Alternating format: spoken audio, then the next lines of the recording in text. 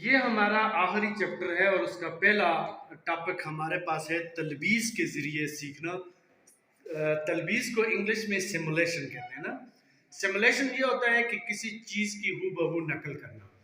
ठीक है, आप देखें किसी चीज़ का मॉडल बनाकर या किसी चीज़ की नकल करके असल की तरह पेश करके समझाने और सिखाने को तलबीस कहा जाता है।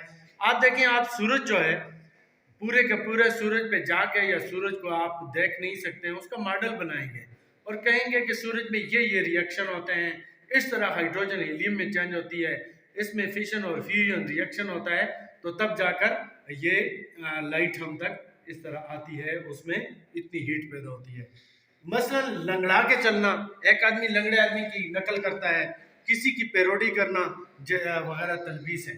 ठीक है, जैसे आप ये जो नवाज शरीफ है इसकी पैरोडी बनाएं, इसकी इमरान खान की बनाएं, तो ये तलबीस होता है, यानी मिसाल देकर और उसकी तरह एक्टिंग करके।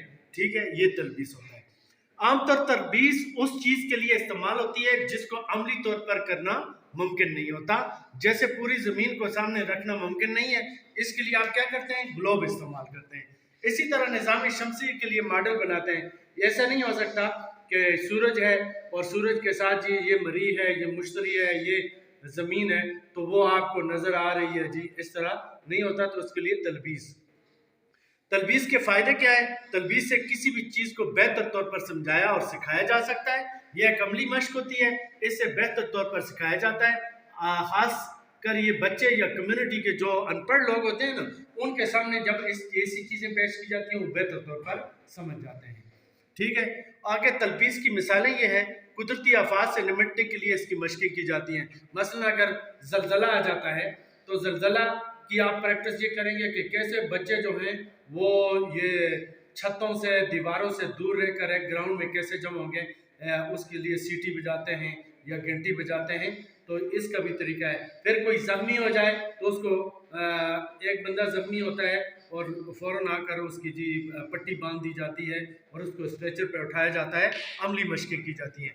इसी तरह दहशतगर्दी का माहौल बनाकर अमली कार्रवाई की जाती है और अक्सर पुलिस वाले किसी बिल्डिंग में या आपने सोशल मीडिया पे देखा भी होगा, इसकी करते हैं इसकी मशक। कौमी असम्बली या अक़वाम मुत्तहिदा की जनरल असम्बली की तरफ का क्लास में इजलास बुलाकर इसकी मशक की जाती है। आप पूरी क्लास को कौमी असम्बली समझते हैं, उसमें एक स्पीकर बन जाता है और फिर उसमें किसी मामले पर बहस होती है, बिल कैसे पास होता है, ये सारी एक्सरसाइज की जाती है। फिर अक़वाम मुत्तहिदा की तरफ का इजलास मुनक़्क़द करना। पहले तो अक़वाम मुत्तहिदा के बारे में आपको थोड़ा सा पता हो कि अक़वाम मुत्तहिदा दुनिया के तमाम ममालिक की तंजीम है जो कि दूसरी जंग अज़ीम के बाद वजूद में आई। इसकी जनरल असम्बली का इजलास कब शुरू होता है? सितंबर के महीने में हर साल मुनक़्क़द होता है। सितंबर का तीसरा जो मंगल होता है उस दिन से ये इजलास शुरू होता है और क्रिसमस तक इख्तिताम पज़ीर होता है। हर साल जनरल असम्बली के सदर और 17 इसके नायब सदर का इंतखाब होता है और इसमें दुनिया का हर मुल्क एक वोट दे सकता है। जनरल असम्बली में कोई भी करारदाद अगर पेश होती है। आगे एक दूसरी चीज़ होती है जिसको सिक्योरिटी कौंसिल या सलामती कौंसिल कहते हैं। सलामती कौंसिल के 15 अरकान होते हैं और इनमें से 5 मुस्तकिल मेंबर होते हैं। मुस्तकिल मेंबर जो होते हैं इनमें बरतानिया है, फ्रांस है, रूस, चीन और अमेरिका हैं। 10 अरकान 2 साल के लिए चुने जाते हैं। 5 मुस्तकिल अरकान किसी भी करारदाद को वीटो भी कर सकते हैं। वीटो ये होता है, मिसाल के तौर पर कोई भी करारदाद पेश करते हैं, मसलन अगर किसी मुल्क जैसे इंडिया के खिलाफ अगर पाबंदियां लगानी है, सारे के सारे कहते हैं जी इंडिया में अक़लियतों के साथ बड़ा जुल्म हो रहा है, इस पर इक़्तिसादी पाबंदियां लगाएं, लेकिन कोई एक मुल्क उसको वीटो कर देता है तो वो करारदाद फिर पास नहीं होती। तो आप जी क्लास के अंदर ये इस तरह की सलामती कौंसिल तरह की और ये जो जनरल असम्बली है इस तरह की आप इसकी प्रैक्टिस तलबीस कर सकते हैं। एक बंदा उसका सदर बन जाता है, बाकी बहस होती है, फिर 5 मुस्तकिल अरकान जो हैं वो बैठ जाते हैं और फिर एक वीटो वगैरह कर देता है।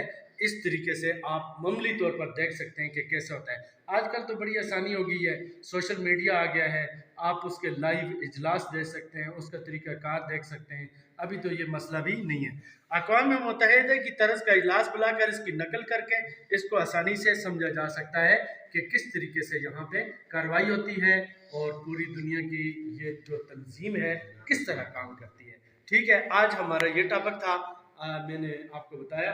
नेक्स्ट इंशाल्लाह 2-3 टॉपिक रह गए हैं, आगे हम जाएंगे और इसको